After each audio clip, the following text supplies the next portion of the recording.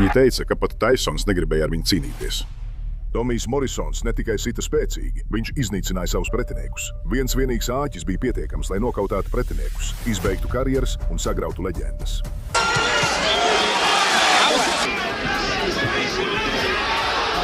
Šie ir visbrutālākie Tomija Morisona nokauti. Vīra, kurš padarīja tīru spēku par nāvējošu mākslu.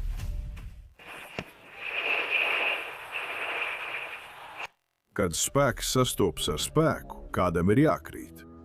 1995. gadā Tomijs Dūks Morisons stājās pretī vienu no brutālākajiem kanādiešu sitējiem – Donovanu Reizoru Radoku, vīru, kurš bija slavens ar savu firmas sitienu – Smash.